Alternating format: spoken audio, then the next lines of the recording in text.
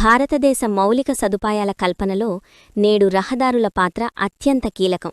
ముఖ్యంగా తూర్పు తీరంలోని ప్రముఖ ఓడరేవు నగరం విశాఖపట్నాన్ని మధ్య భారతదేశంలోని పారిశ్రామిక కేంద్రమైన రాయ్పూర్తో అనుసంధానిస్తూ నిర్మిస్తున్న విశాఖపట్నం రాయ్పూర్ గ్రీన్ఫీల్డ్ హైవే ఒక గేమ్ చేంజర్ అని చెప్పవచ్చు.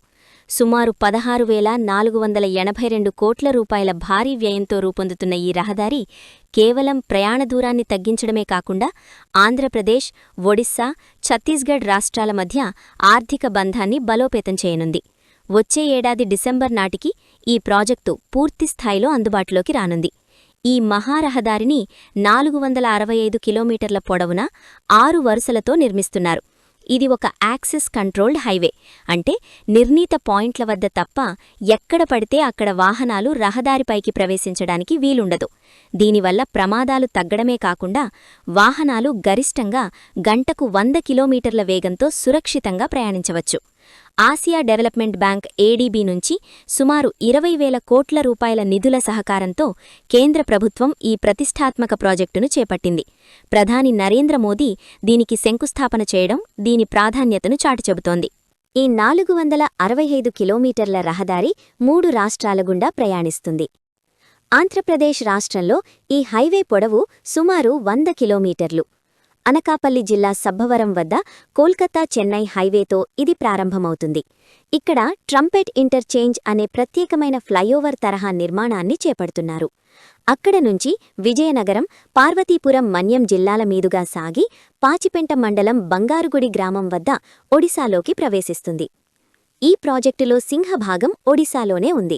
దాదాపు 241 కిలోమీటర్ల మేర ఈ రహదారి ఆ రాష్ట్రంలోని ఏజెన్సీ మరియు గిరిజన ప్రాంతాల గుండా వెళ్తుంది. ఛత్తీస్గఢ్లో రాయ్పూర్ నగరం వరకు మిగిలిన 124 కిలోమీటర్ల మేర ఛత్తీస్గఢ్ రాష్ట్ర పరిధిలో ఉంటుంది. ఆంధ్రప్రదేశ్ పరిధిలో ఇప్పటికే 92% పనులు పూర్తయ్యాయి. అంటే దాదాపు 92 కిలోమీటర్ల మేర రహదారి సిద్ధంగా ఉంది. పార్వతీపురం జిల్లాలోని అటవీ ప్రాంతంలో 5.5 కిలోమీటర్ల మేర ఘాట్ సెక్షన్ పనులు ప్రస్తుతం శరవేగంగా జరుగుతున్నాయి. ఒడిశాలో దాదాపు 80% పనులు పూర్తయ్యాయి. మిగిలిన పెండింగ్ పనులను వచ్చే ఏడాది చివరి నాటికి పూర్తి చేయాలని లక్ష్యంగా పెట్టుకున్నారు. ఛత్తీస్గఢ్లో పనులు కొంత ఆలస్యంగా మొదలైనప్పటికీ ప్రస్తుతం ఊపందుకున్నాయి. ఇప్పటికే 65% పనులు ముగిశాయి. ఏపీలో పనులు వేగంగా జరుగుతున్నప్పటికీ కొన్ని చోట్ల భూసేకరణ సమస్యలు అడ్డంకిగా మారాయి. కొత్తవలస మండలం చిన్నిపాలెంలో 2.5 కిలోమీటర్లు, మెంటాడ మండలం జయతిలో 250 మీటర్ల మేర పనులు ఇంకా మొదలు కాలేదు.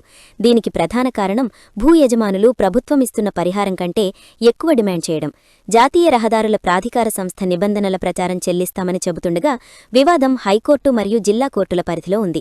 సమస్యలు పరిష్కారం కాగానే మిగిలిన 8% పనులు కూడా పూర్తవుతాయి.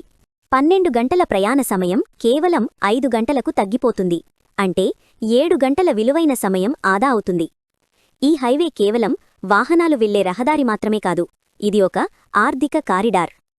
ఛత్తీస్గఢ్, ఒడిశా రాష్ట్రాల్లోని స్టీల్ ప్లాంట్లు, సిమెంట్ ఫ్యాక్టరీలు మరియు గనుల నుంచి ఖనిజాలను విశాఖపట్నం పోర్టుకు వేగంగా తరలించవచ్చు. ఇది అంతర్జాతీయ వాణిజ్యానికి పెద్దపీట వేస్తుంది. విశాఖ, విజయనగరం, పార్వతీపురం జిల్లాల్లోని వెనుకబడిన ఏజెన్సీ ప్రాంతాలకు మెరుగైన రవాణా సౌకర్యాలు లభిస్తాయి. తద్వారా విద్య, వైద్యం, ఉపాధి అవకాశాలు పెరుగుతాయి. దూరం మరియు సమయం తగ్గడం వల్ల ఏటా వేల కోట్ల రూపాయల ఇంధనం ఆదా అవుతుంది. ఇది పర్యావరణానికి కూడా మేలు చేస్తుంది. వచ్చే ఏడాది డిసెంబర్ నుంచి ఈ రహదారిపై వాహనాలు పరుగులు తీయనున్నాయి. అద్భుతమైన ఇంజనీరింగ్ నైపుణ్యంతో నిర్మిస్తున్న ఘాట్ సెక్షన్లు, ట్రంపెట్ ఇంటర్చేంజ్లు ఈ ప్రయాణాన్ని ఒక కొత్త అనుభూతిగా మారుస్తాయి. విశాఖపట్నాన్ని దక్షిణ భారతదేశానికే కాకుండా మధ్య భారతదేశానికి ప్రధాన ముఖద్వారంగా మార్చడంలో ఈ గ్రీన్ఫీల్డ్ హైవే వెన్నెముకగా నిలవబోతోంది.